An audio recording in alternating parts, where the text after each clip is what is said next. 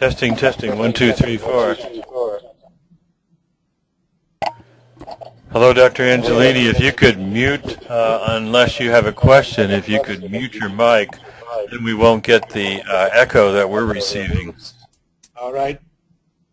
Thank you so much. My pleasure.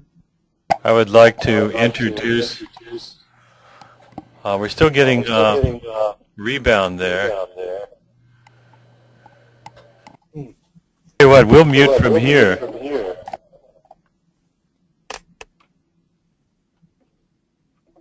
How about now? Testing 1, 2, 3. Testing 1, 2, 3. Still getting rebound. What do you think about maybe turning off?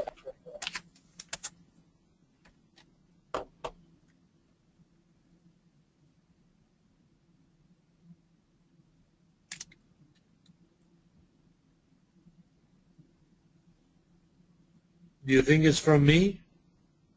I think so.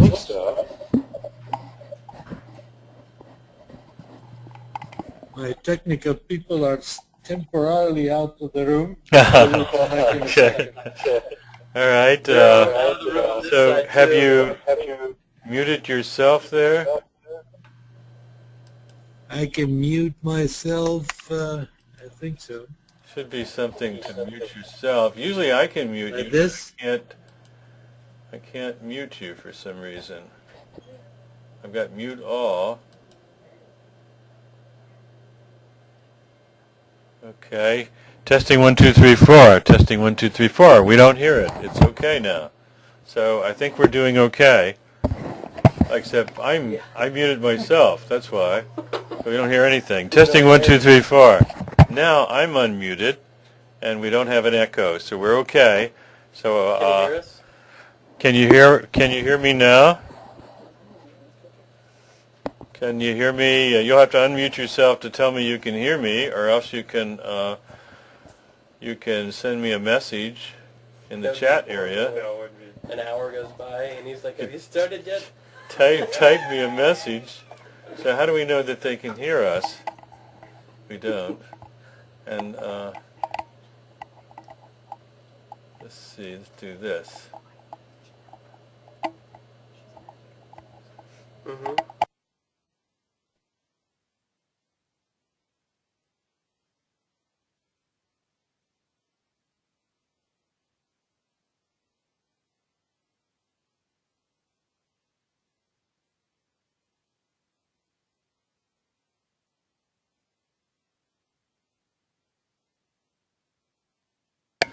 I'm typing a message in to see if you can hear us. If you can type back and let me know.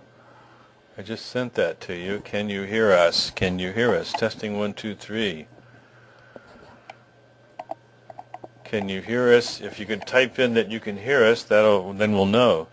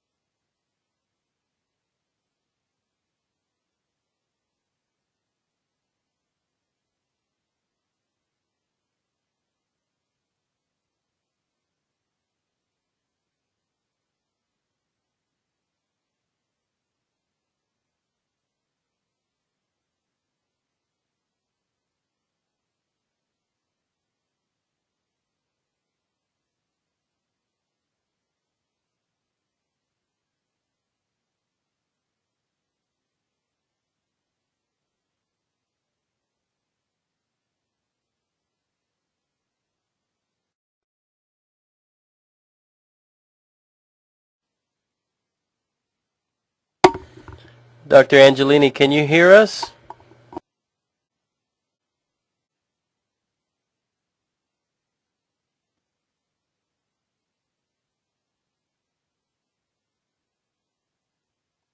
Testing 1, 2, 3, 4. The mic's picking up. Testing 1, 2, 3, 4. Testing. So Now we just need to the mic is check picking up. to make sure he can hear us. Okay. Testing 1, 2, 3, 4. 5.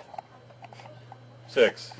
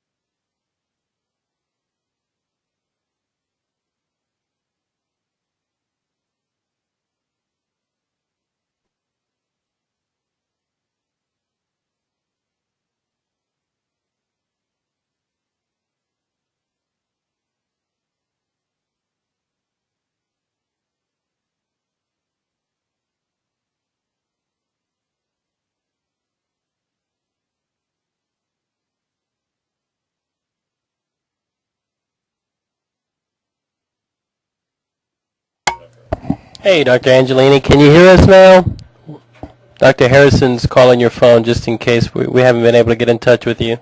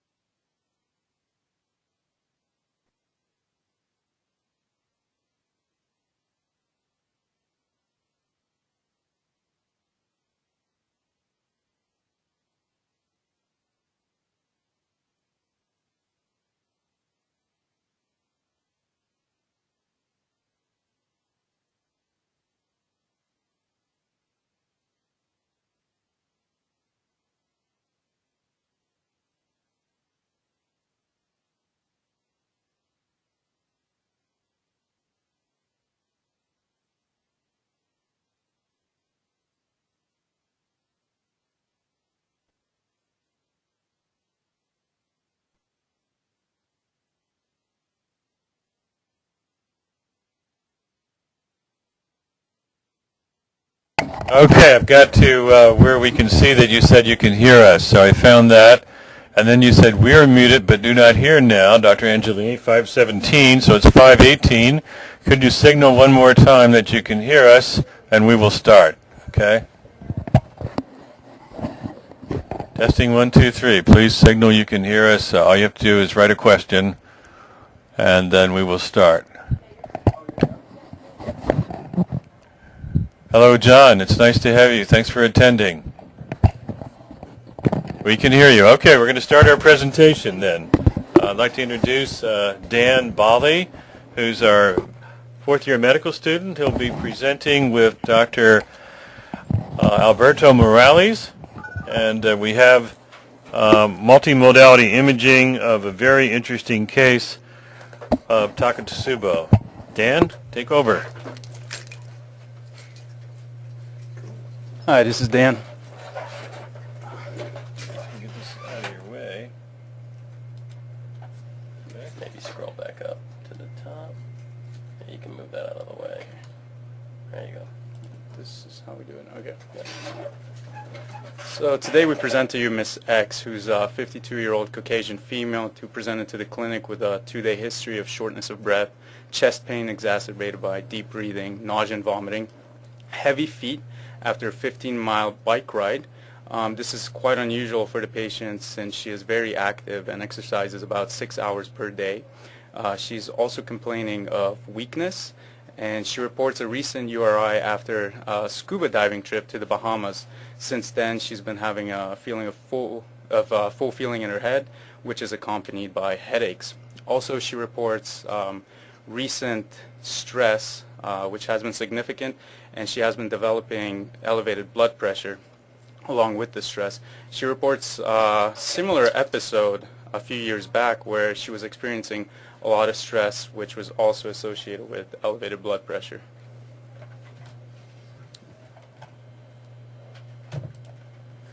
So, review of systems as above. Her past medical history is insignificant. Surgical history, appendectomy and cesarean section. Family history, her father had a stroke and hypertension, mother also hypertension, as well as the brother. She does not smoke and drinks about 2 drinks 3 times per week. On presentation, her vitals were blood pressure 132/98, which is an increased blood pressure for the patient. She usually runs around the 100 systolic and 60s diastolic. Her pulse was 112 per minute, and she was satting quite well at 97%. On physical, neck was supple, lungs cleared auscultation bilaterally, heart regular rate and rhythm, S1, S2, no murmurs, rubs, or gallops. Abdomen was soft, non-tender, no bruit, no masses. Extremities, radial pulses were 2+, dorsalis pedis 2+, no edema. We did an EKG of the patient. She is in sinus rhythm, and hello? Okay. Sorry about that. Normal sinus rhythm, except we see a quite angry EKG with inversion of T waves in the lateral and inferior leads. Is there anything else we'd like to mention? Okay. Does anybody have any comments on the EKG? Be muted, or can I talk? You can talk now. All right. Yeah, this is an EKG of an acute Takotsubo, 99% probable. No QRS changes, but deep T-wave inversion and prolonged QT is very typical. This is usually 1 to 3 days after onset.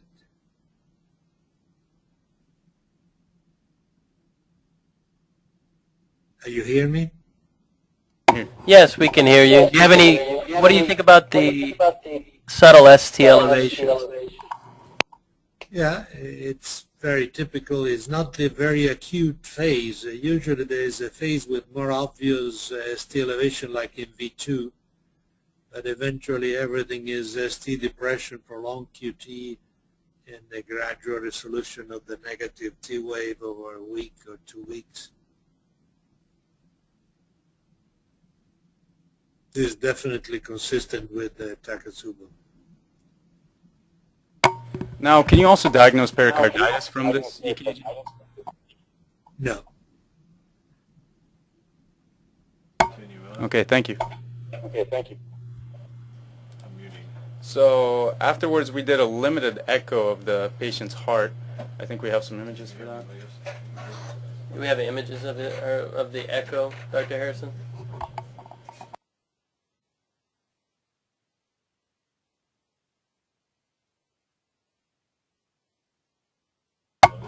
So we did a limited echo at the time. This is a patient who actually works here in our clinic and had these symptoms, and we did a baseline EKG on her, and we found these symptoms, this abnormal EKG. In the face of these symptoms, we quickly put a probe over her chest and found significant wall motion abnormalities in the anterior wall and apex. And we quickly rushed her, obviously, to Tampa General in view of the EKG changes for suspected ACS. We did not do a full, complete, comprehensive echocardiogram at that time, and so we'll go ahead and move on to the CATH results.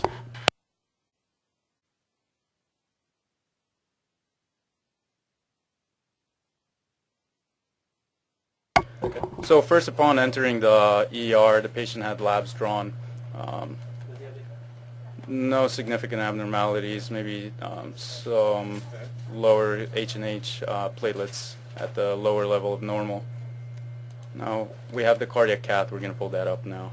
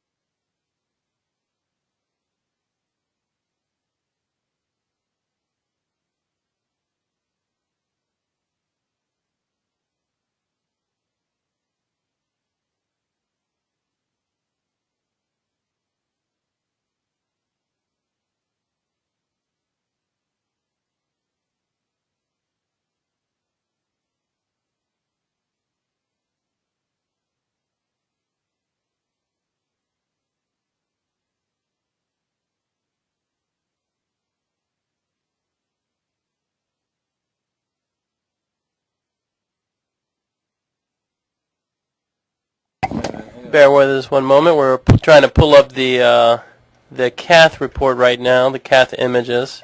We seem to have gotten disconnected, so we're having to start a little from fresh. Sorry about that.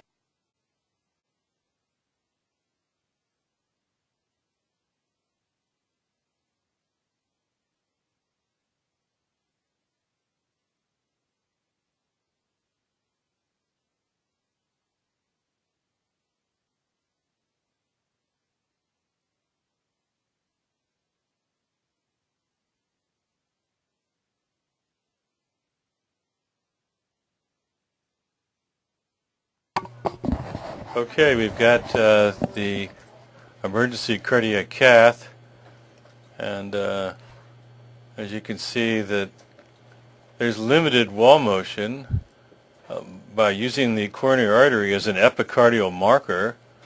You can see there's limited motion in the distribution of the distal LAD, and it looks like the motion is limited from right this point where there's that elbow or that hook there, and then there's limited motion in the distribution of the diagonal vessel as well. The septal perforators look like they're moving pretty well, and the distribution of the circumflex is moving well. And so this is another injection that again shows limited wall motion by using the coronary artery as an epicardial marker, limited wall motion of the left anterior descending and the diagonal vessel, and you follow the diagonals out. Even this branch has limited motion.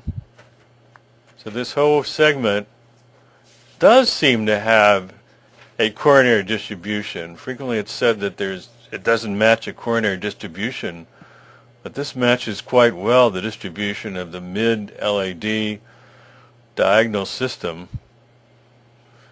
So let's look on at some more of these images, and then we'll let Dr. Angelini comment. And so, of course, we're not seeing any obstruction on careful examination. And we're looking at the right coronary artery, which has very vigorous wall motion. It appears to be in all parts. It's hard to tell about that posterior descending down there because it's coming towards you. The right ventricle is moving well, yeah.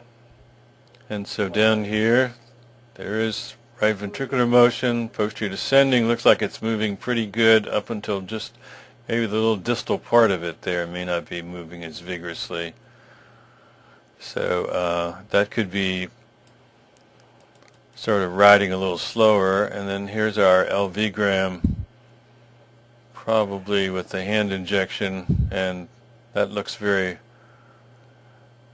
very beautiful expression of the octopus pot, as you see there. And the wall motion goes beyond what you would expect from the LED, because this inferior apical area seems to not be beating. Unfortunately, we don't have an LAO projection to be able to see the septum and the lateral wall, but that does look like it goes beyond the expectation of the left anterior descending, where it comes up the inferior wall, and even a little bit of the lateral wall here that's superimposed doesn't seem to be beating as well either. So that would say that it goes beyond the vascular supply of the left anterior descending. But we'll see what Paulo thinks about that. We're going to give you back the mic, Paulo.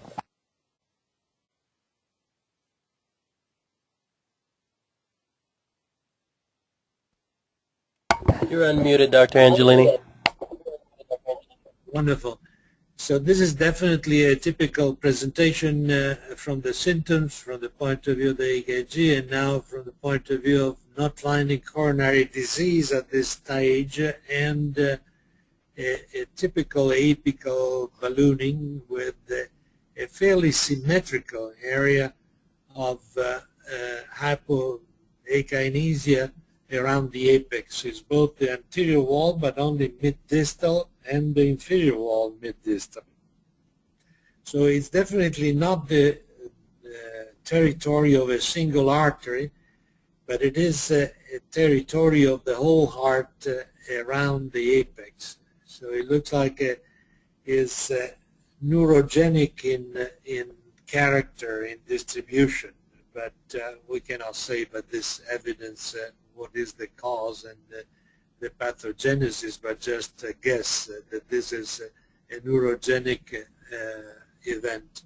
But eventually, how does it get to cause this type of akinesia is to be demonstrated with some more testing.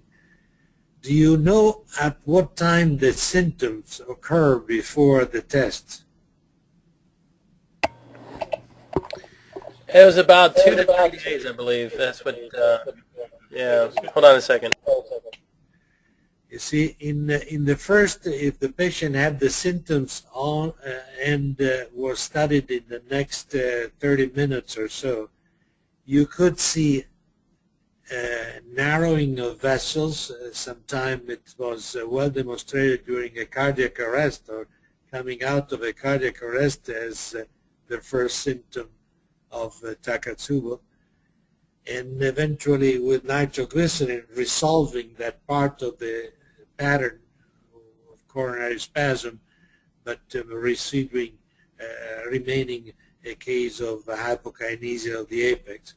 But you see very well that there is a dyskinesia or a hypokinesia of everything around the apex, both anterior and inferior, very symmetrically, like in a vase in an ampulla, is very typical. And there is on top of it a mitral valve prolapse that is obviously not new, but it tends to be more evident because of the hyperkinesia of the inflow tract of the left ventricle. You see how prominent tongue of the mitral valve prolapse. The echo was consistent with this picture? Yeah, so she was subsequently discharged the next day, and being an echo tech herself, she we're getting some feedback here. Let me mute you, doctor. I'll mute you. I'll get it. You got it. We decided to get an echocardiogram here in the clinic, and it was very typical, very consistent.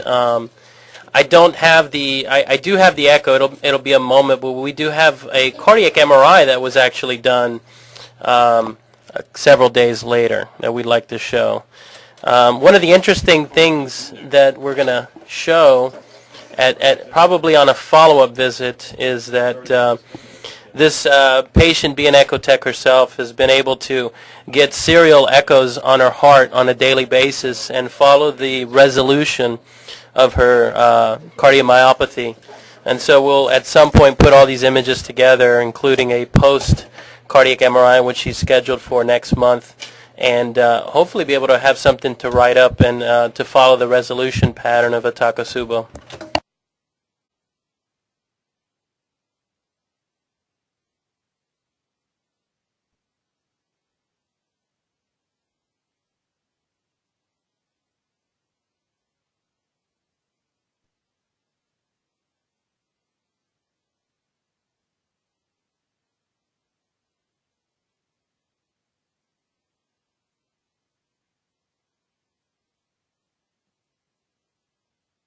So what I'm going to show now is some of the MRI.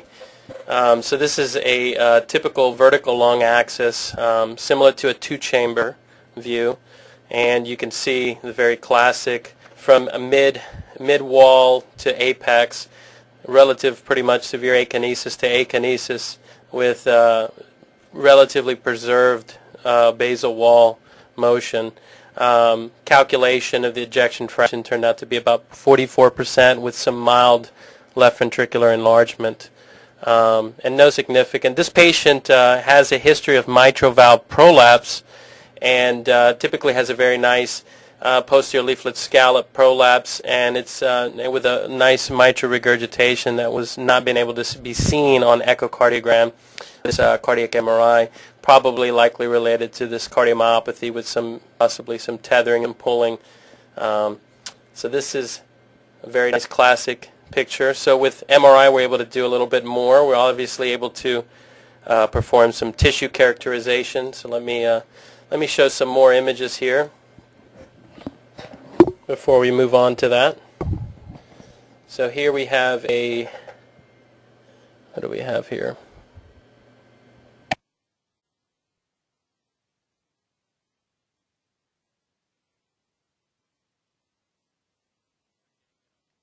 So here you can see, hopefully you start getting it on your screen here. There you go. So this is a sweep through, how do I minimize this? Okay. A sweep at the level of the base, all the way extending down to the level of the apex, a short axis wall motion, and as you can see, relatively preserved at the level of the base, and as you start getting out toward the mid-wall and distal, mid-distal and apex, you get relative severe hypokinesis, akinesis. Let me cut this out.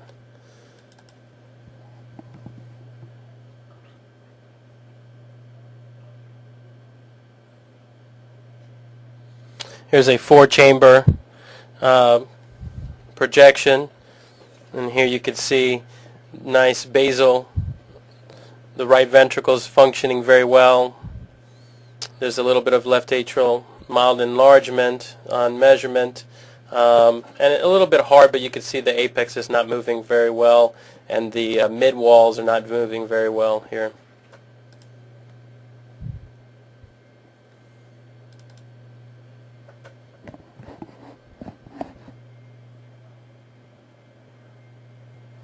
Left ventricular outflow tract projection, looking at the aortic valve, the right ventricle, anterior septum, inferior lateral wall, apex out here, and you can see again nice basal preservation with mid-wall to apical severe hypokinesis.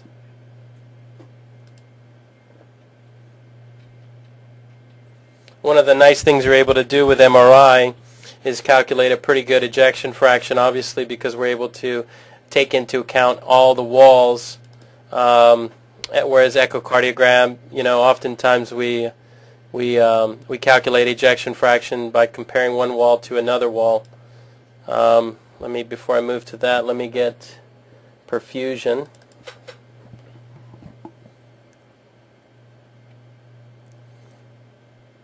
So one of the things we do is assess for perfusion abnormalities. We obviously knew her; she wasn't going to have any perfusion abnormalities. So this is a nice case of normal perfusion. And so what we do is give a suppression pulse to darken the myocardium and everything around. And what you're seeing is gadolinium, which is bright, entering the right ventricle and then entering subsequently the left ventricle. And then what you want to see is a nice blushing of the myocardium where it turns this nice bright. A significant area of ischemia would signal a subendocardial area of darkening, typically in a distribution of a coronary vascular bed. And we don't see anything here. So this is a nice example of normal perfusion.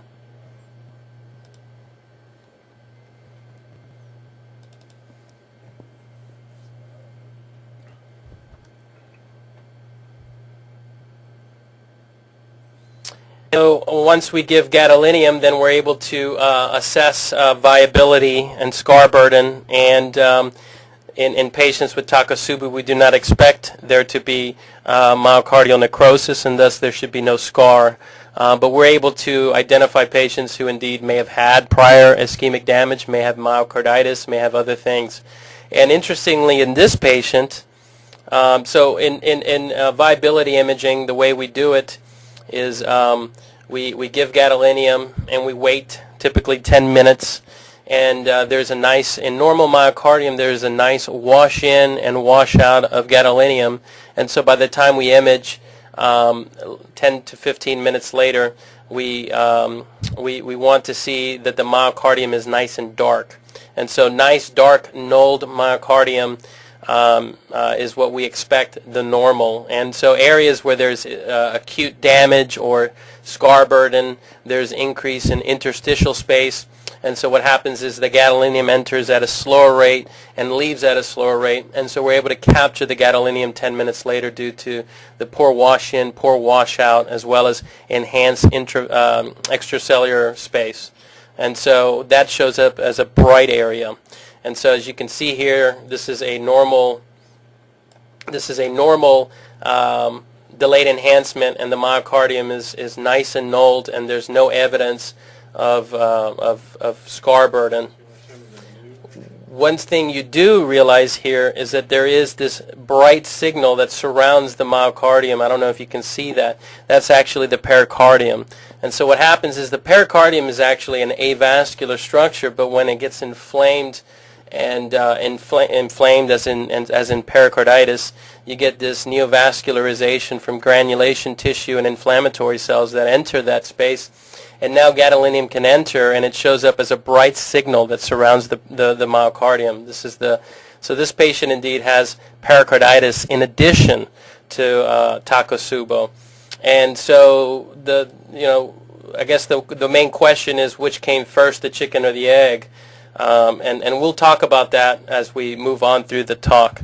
But this is the pericardium, as you can see right here, and it's nicely enhanced and bright, consistent with pericarditis as well in a patient with no scar in the myocardium, and obviously a cardiomyopathy with normal perfusion, which is consistent with Takotsubo. One of the other features that we can see, and let me show you another enhancement image before we move on to that, is, let me get up here. So this is a 4-chamber. And here you can see the myocardium is nice, and we can get a better view of that. But one of the things I want to highlight is here, look at this pericardium. It's nice and bright and surrounds the entire myocardium, consistent with active pericarditis. See if I can pull it up a little bit better over here.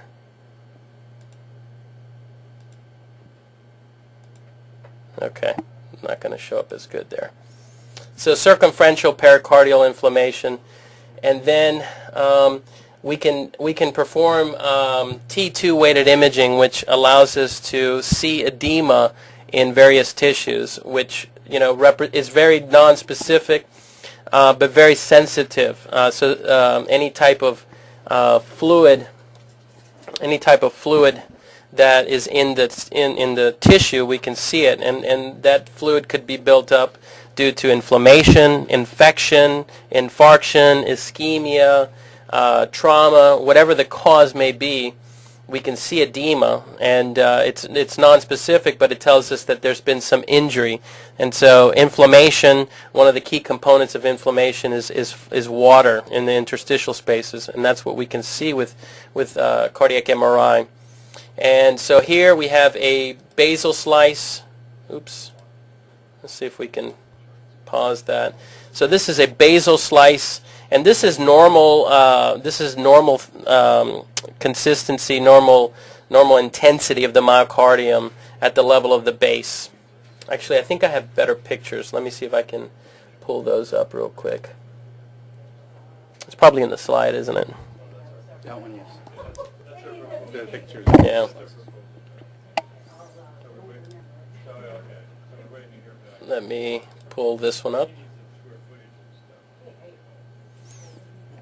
All right, so here's an axial projection, and I don't know if you can notice the as we get to the what's going on here. I don't know, as you can, it's going to scroll kind of quick here, I guess.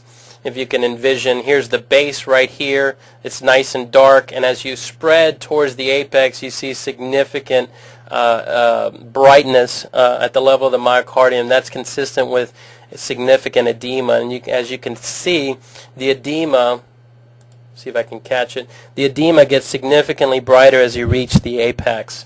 And so there's whatever the cause of this injury or insult to the myocardium, it seems to, and at least in this patient, that leads to significant more edema at the level of the apex than at the mid, and really relative preservation at the level of the base, which goes along with the actual wall motion abnormalities. Now we will go back to the slide, and I'll show you. Where's the PowerPoint?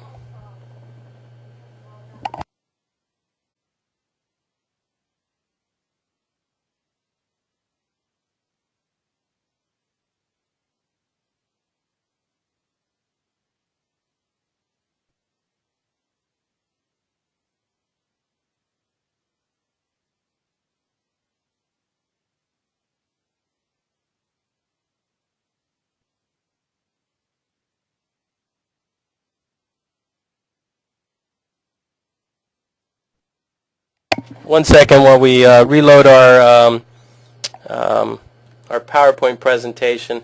I'm going to open it up to Dr. Angelini real quick and see if he has any comments.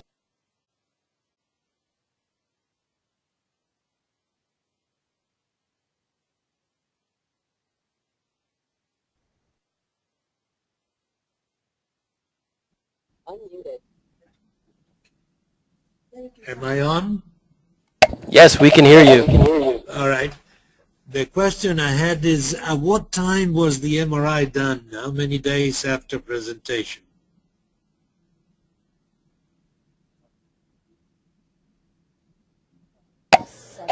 So it was Tuesday when we did the CATH, and Friday when we did the cardiac MRI.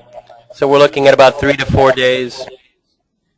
Because it is quite interesting that the flow in Takotsubo in the very early stage is quite diminished. The myocardial blush is quite abnormal if you take the patient in the first few hours. In the next 1 to 2 hours it disappears. But the cases that develop a case of Takotsubo during dobutamine stress test are the wonderful example where you can really understand the process, because the initial injection during the dobutamine effect is when you actually get what we think is a spasm that causes ischemia. But then it goes away spontaneously or with medication quicker in the next few minutes. Surely it will last more than half an hour to have stunning of the myocardium, but the ischemia disappears very quickly, while the stunning remains if it remains ischemic, the myocardium remains ischemic for 30 minutes or more. So it is the only case basically where you can have the demonstration of diffuse spasm and the demonstration of lack of flow in the myocardium that has stunning, because you're able to take a picture during the acute pathogenetic event, which is, we believe, spasm. And so you think it's epicardial spasm versus microcirculatory dysfunction? Well, it could be both. It could be both. We can only at this time say that in 50 or so % of the cases for the first few days, we can reproduce this phenomenon with acetylcholine tests, and then it goes back to normality and negative acetylcholine testing after 1 to 4 weeks. So it seems to be very suggestive that this is the basic phenomenon, but we need more cases to substantiate the notion the spasm is at the beginning, and the nerves are behind the spasm, most likely. What was the stressful condition in this patient? So there wasn't one specific stressful condition. I think there was a lot of stress at home. A family member passed several months before, but that wasn't extremely stressful one-time situation. But the repercussions, the financial and family problems that developed subsequent led to a lot of ongoing stress periodically and daily. Uh-huh. And I think coupled with some infection. Here's the cardiac MRI, and you can see at the base normal intensity, at the mid sort of an increased signal intensity consistent with edema, and as you get to the apex, significant edema. But this is not scar. No, this is not scarred. This is edema. Yeah. T2 weighted imaging. It was typical of a sort of midterm MRI that you had thickened myocardium. In the early phase, when there is more dyskinesia or akinesia, the myocardium is thin. At that time, it was more thicker than baseline because of the edema. But the thinning had already disappeared in great part. Yeah, and there's that same image again showing the same consistency. And you can do certain protocols to assess for an inflammatory related, and some of the cardiac MRI discussion that we'll have in just a little bit, we'll talk about that. We'll go ahead and talk about what we did next.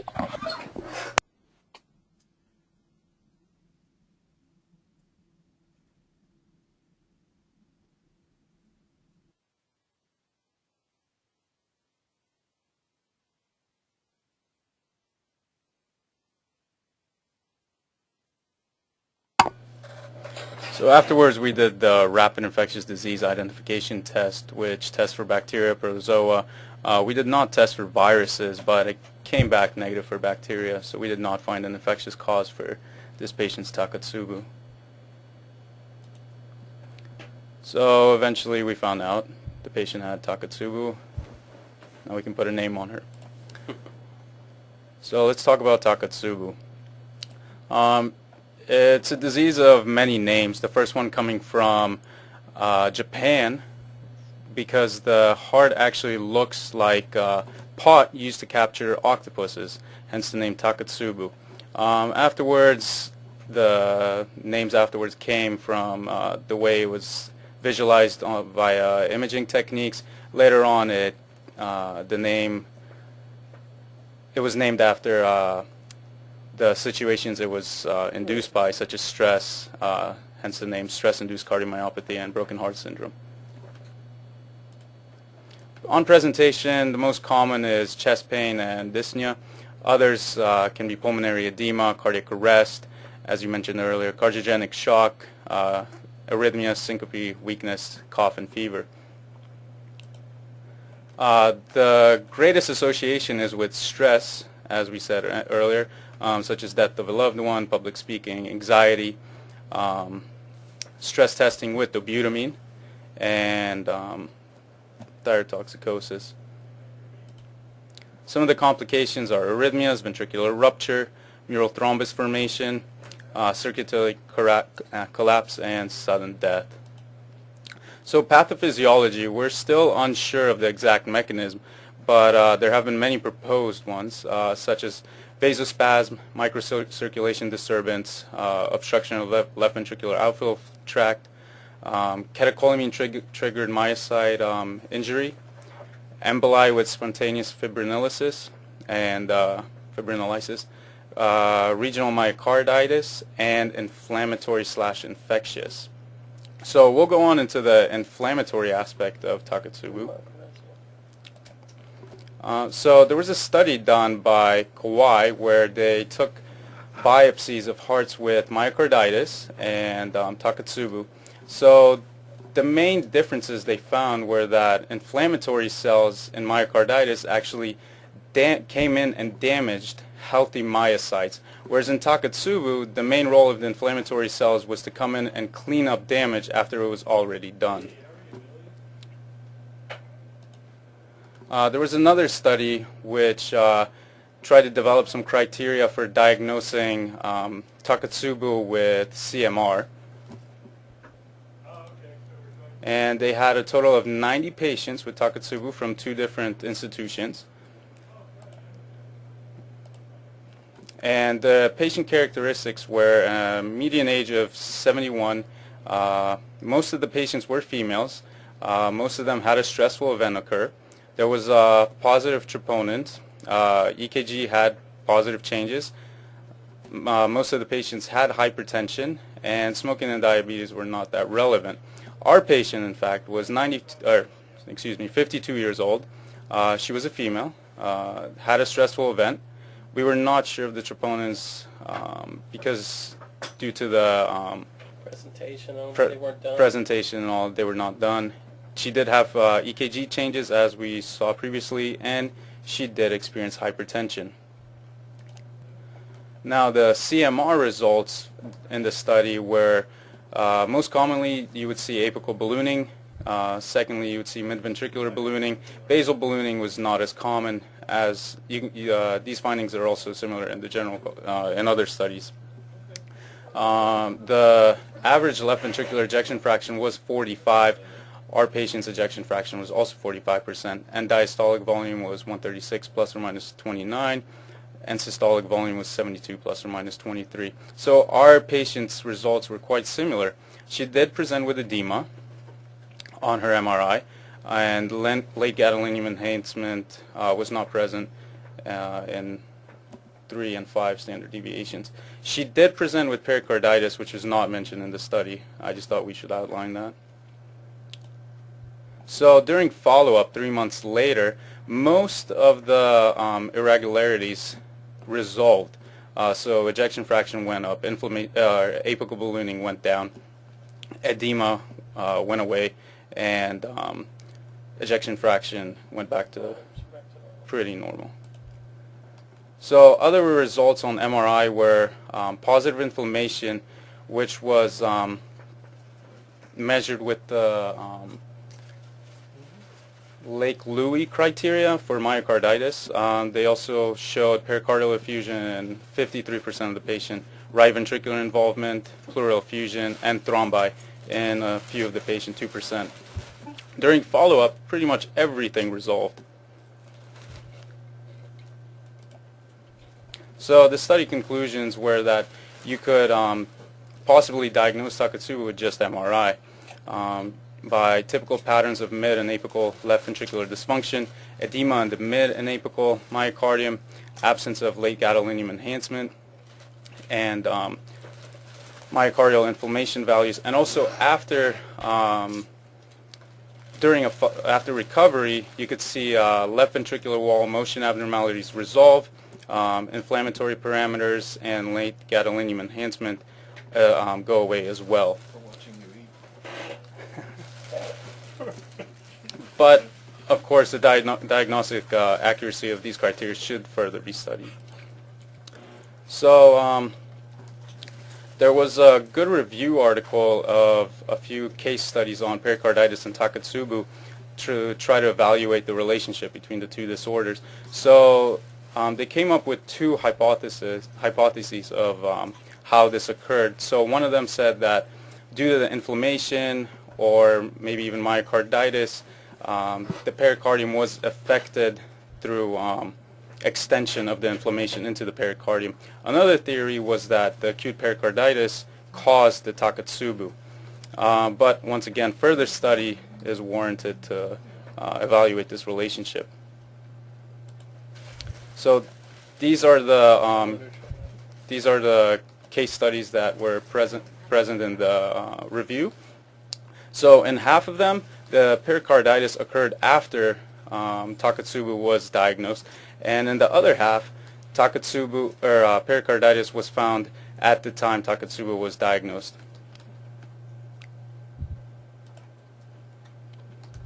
So basically, with our MRI and biopsy findings of Takotsubo, we can see that the inflammation has something to do with the with potentially extending into the pericardium.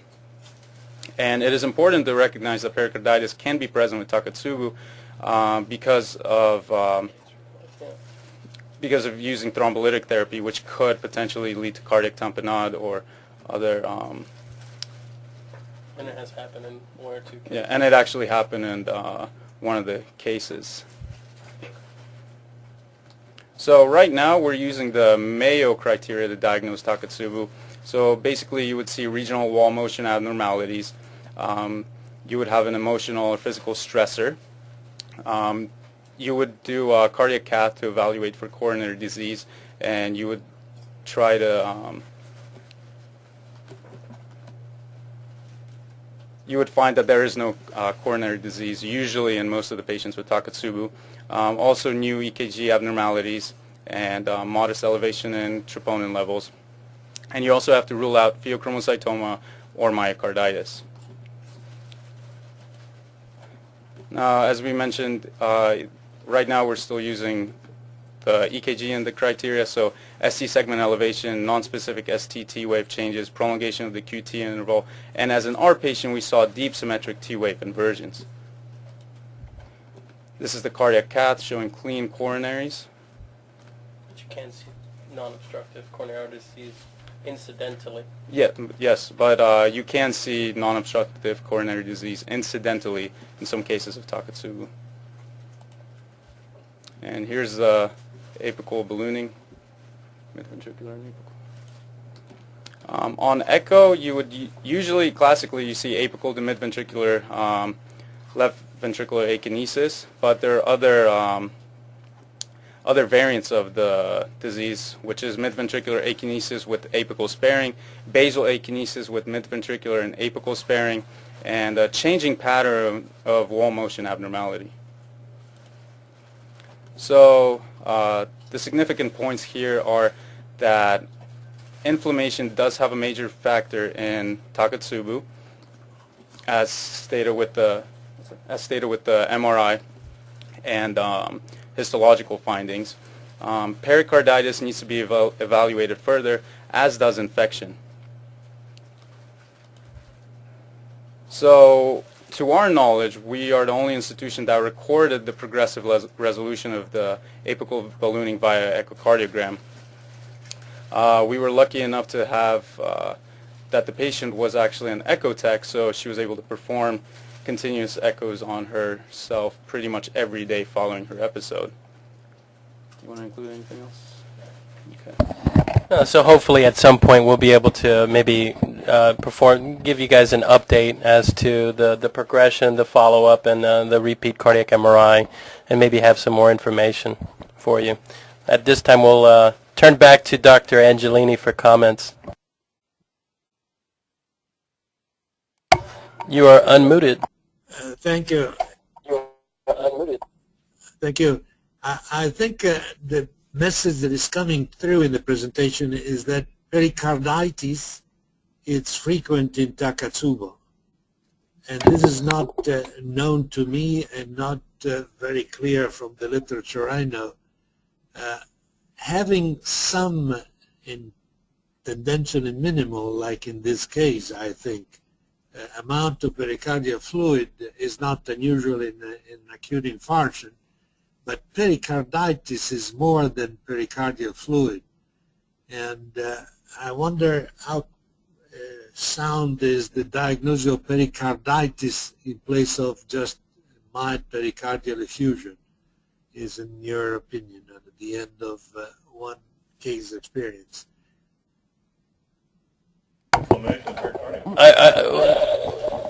So are you, I guess what we're trying to understand is, are you talking about in cases or in this case? Takotsubo, I understood that in your general presentation you made a case of 50% of the cases of Takotsubo having pericarditis. Is that what you represented? No, so there was, we searched the literature and we didn't find that there is a strong fixed association of pericarditis with Takotsubo, but we did find that it's not uncommon to find pericarditis in patients with Takotsubo. And what there's not extensive literature on that. We found roughly 9 case reports reported of patients who are found to have not only Takotsubo but pericarditis. And the diagnosis of pericarditis wasn't always made by cardiac MRI. It was made by exam, EKG findings, presentation, and in some cases the pericarditis was thought to either be present before Takotsubo, in some cases at the time, and then roughly about 50% of the cases that were reported of the 9, albeit, the pericarditis was diagnosed after, following. In this presentation, patient had some pleuritic component to her chest discomfort, and at the time, this I think had been getting a little worse, and the thought was that she could have coinciding pericarditis, but the EKG was obviously, consistent with either some sort of ACLS-like syndrome, and so once we got to that diagnosis, we decided to do a cardiac MRI, and the thought was that she could possibly have pericarditis, and sure enough, she did have pericarditis, and you can see that very nicely on delayed enhancement with significant enhancement of the pericardium. And so we found 2 things in this patient, and so that prompted us to do a literature search for looking at incidence of pericarditis in Takotsubo and its association.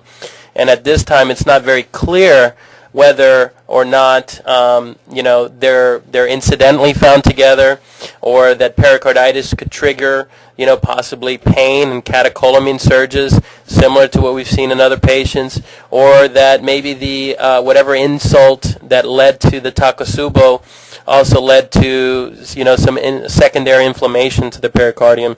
I think what we've read in the literature is very unclear, and obviously everybody who's written about it makes the very claim to fame that more information, more research needs to be looked at. And so we're just simply, we're not implying anything, we're just bringing up something that would be knowledgeable and helpful to understand. There was 1 or 2 cases where patients were presented with chest pain and had dynamic T waves and ST changes, and they got glyco-2b3A and heparin, and they ended up with pericardial tamponade due to hemorrhagic pericardial effusion. So I think making awareness known that the 2 could coexist and there may be possibly a relationship is very important.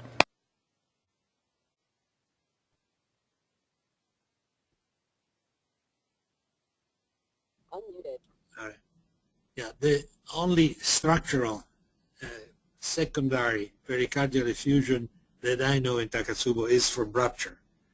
But pericarditis has been an intrinsic manifestation of Takotsubo is basically ruled out by a overwhelming experience of thousands of cases that have been seen. It is not frequent, it is not, if not occasional, that you can see pericarditis. But it's important to change the terms. Pericardial fluid versus pericarditis is quite a difference.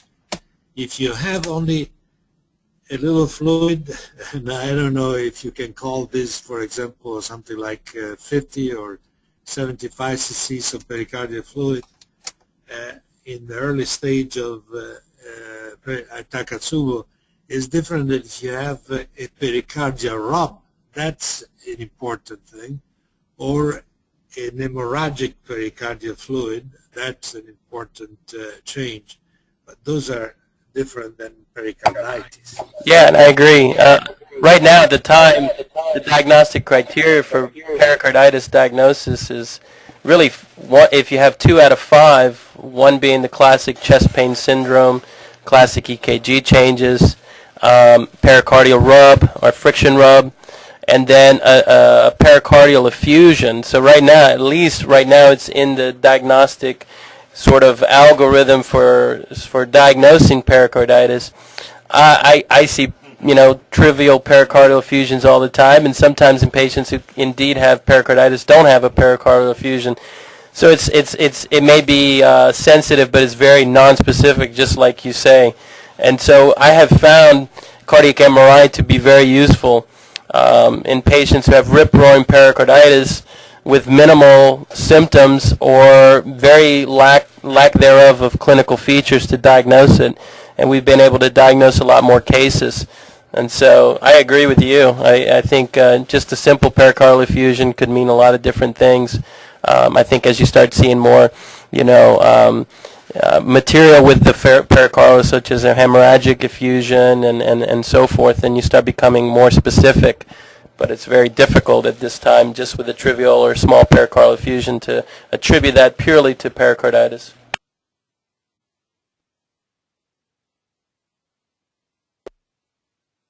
Unmuted. Excellent presentation. Thank you. Is Eric still there? No. Yes, do you want to see the echo? We have the echo here too. Were you able to see a pericardial effusion by echocardiogram? See a pericardial effusion? No, and there wasn't really much on.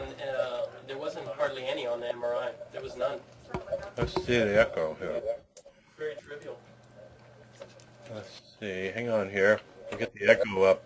I think we have Jonathan online now. I don't think he's entered his PIN though. But Jonathan is here now. Dr. Angelini, we have Jonathan here. I can see you. Yeah, Jonathan Tobis is here now. Okay. All right. Are we finished, or should we continue? We're going to get the echo up. All right. You see that? So just hang on for a minute. I had a standby case in case your presentation was short, but evidently we'll leave it for the next time. That'll be fine. It was a quite surprising case in an athlete again. Well, we love your Anomaly. We love your surprises in athletes. Those are our favorites. Exactly. All right, so here we're going to get some echoes up for you.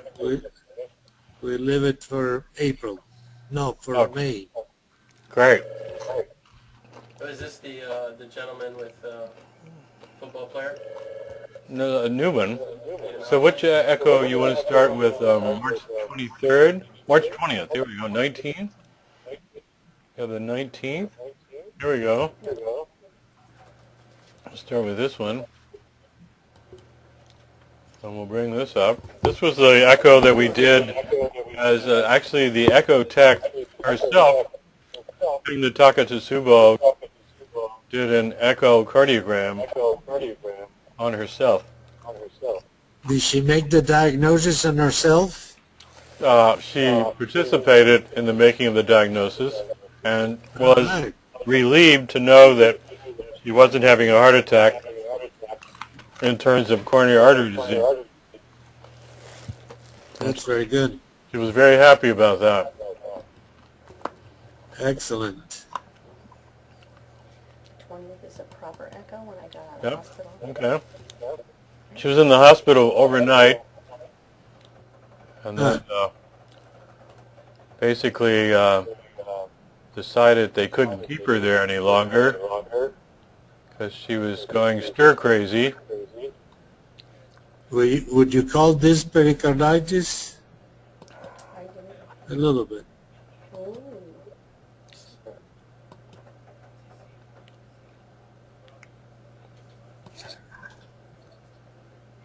Tell me how.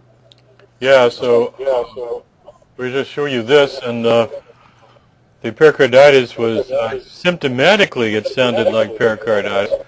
Certainly, well, a lot of changes in contingent adjacent leads in the EKG. Symptomatically, you have to call it pericarditis. And then we nailed it down when we got the MRI with lighting up of the pericardium is classic.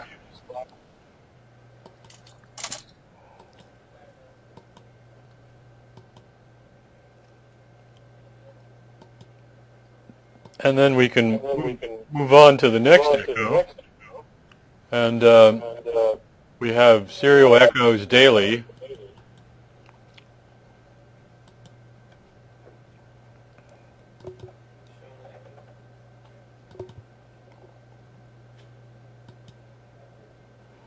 It's we'll just skip a couple days and move to the 24th.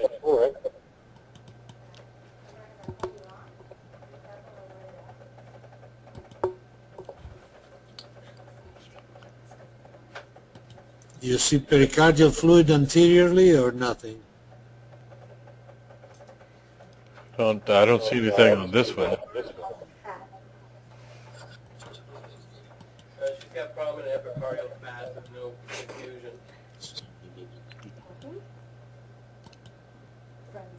All right. So let's go to the next one. Let's go jump to the 27th. We'll do every couple days here. Don't want to bore you. It's beating much more vigorously in the non-affected segment.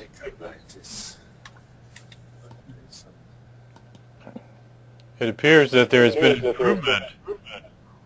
This is on the 27th, so that's like 8 days. We've already seen dramatic improvement working from the base to the apex.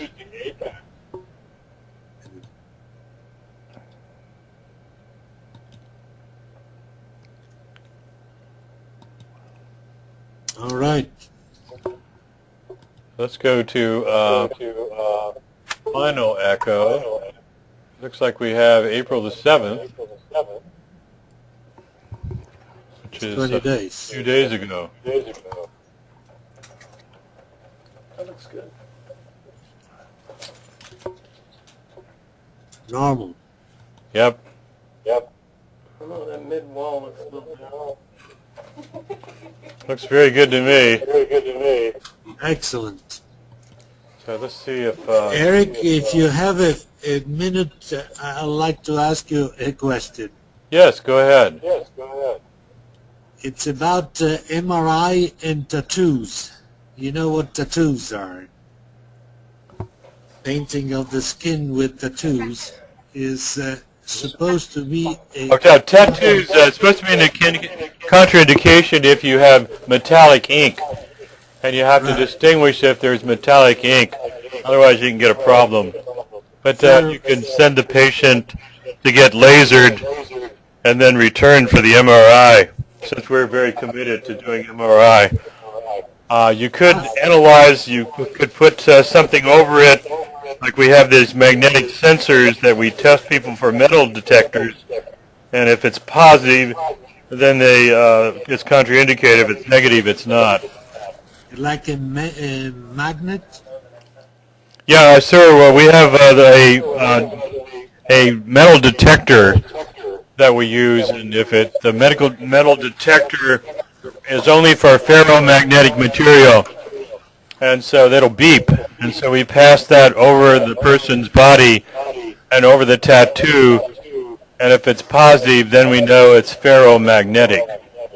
It quantitates the amount of iron, or it's positive or negative? I suspect it's only positive or negative rather than quantifying. So it's very simple, and it can be done in the MRI suite.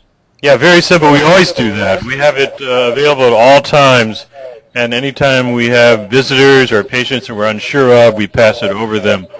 And MRI is divided into zones in its position in the hospital. So you'll have zone 1, which is immediate contiguous, and then we have zone 2, that's within about 20 or 30 feet, and then we got zone 3, that's within about 100 feet. And this is one of the things that's mandated that you have available, because people will try to bring wheelchairs in, they'll try to bring ferromagnetic oxygen tanks in, and so we've got to be ever vigilant. And then people say, oh, this is not ferromagnetic, and we'll say, we'll check and see, and so forth. I was explained by experts in the business that ferromagnetic tattoos are not used since 20 years ago. Is that true, or do you know? Do you have any idea? I don't know about that, but I do know that we have a lot of people that from World War II, and we got these old people in their 80s, and we got people from Vietnam, Korea, and so we have a big military base here. It's MacDill Air Force Base, and so people come down here to retire and then use the commissary, and so we see a lot of retirees from the military. So those are the people that we'd be checking. As far as young people, I don't know, but I can look that up for you because I have some tattoo people that I know. This is a question that comes for the IRB that controls our MRI screening of kids, Yes. 11 to 18-year-old. We finished the first 4,000 cases below age 15, and tattoos were very rare. But now in the high school, tattoos become more than 50% of the cases in the schools. And I am not aware that this is an objection, but there is a question with the IRB if or not we should do. But what you suggest to use a metal detector is very good. Is it written anywhere in any recommendations of radiological societies in this regard? There are very stringent state rules for MRI, and that involves setting up the zones. It involves checking anything that comes into the area. But is any recommendation stating that a negative metal detector test is enough to rule out the possibility of side effects? Yeah, I don't know that. Don't know that, but let's look. See what we have of ferromagnetic. But you give me a very good idea, and we'll propose it. Yeah, we can look at. Here's the girl with the ferromagnetic tattoo. That's pretty interesting. And they vibrate your skin in response to telephone calls, it says here. That ferromagnetic vibrations of your skin occur in response to calls and texts, so you can have skin-sensitive text messaging. Huh. So that's kind of interesting. It may also be that different countries have use of this ferromagnetic ink, and so you can't be sure just in the United States. If you see somebody from Japan or from some other place, you need to check again. But are you aware what kind of reaction, if there should be ferromagnetic pigment, like heating, overheating of the skin, or also something structural and important? yeah, let's see. At this time, what I hear that the radiologists do is to alert the patient to say, if you're not sure, but you feel heating of the skin during the procedure, you let us know and we'll stop. And that has never brought to any consequence of clinical relevance. But is this the practice in your place too? Well, here's what it says here on this information. It says that the skin doesn't get sucked off is the first thing. And then second is they may feel some skin discomfort if they're old metallic tattoos. And so basically you're supposed to indicate that you feel something. I've had people that feel something with their dental amalgams. And they've said, my teeth hurt. And but there's been no consequences. The teeth don't get hot, but they do. You do have hurting of your teeth, and so that's also been a problem. Sometimes the tattoo artist may have left a piece of metal in you, and so you never know what's happened. And so everyone needs to be checked all the time. And I'm sorry that the majority of people now have tattoos, and that us untattooed are in the minority. But now that there's a cure for hepatitis C, maybe it's okay. All right. It says some of the ink used in prison tattoos contains heavy metals, and so if you have the prisoners with the teardrops for the number of murders they committed on their skin, that may be a problem. Huh. So I think Jonathan logged in, but he never turned in his PIN number and never was ever to speak. We do have a guest by the name of John Fay, who's training in hospital and medical administrative facilities, and he came online today, and I'll unmute John so that he can speak. Hello, John. We appreciate your coming to our conference today. And John is learning about being a cardiology administrator from monitoring some of our cardiac activities. So, Paulo, thank you so much for coming. We appreciate it. We look forward to our next conference in May. Thank you very much, Eric. Yeah, appreciate it. Thank you also for the help with the iron. Yeah, bye-bye.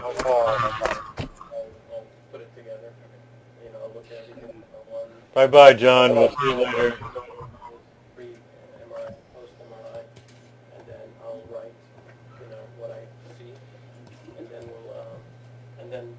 We can comment on, the previous studies with MRI, and we'll,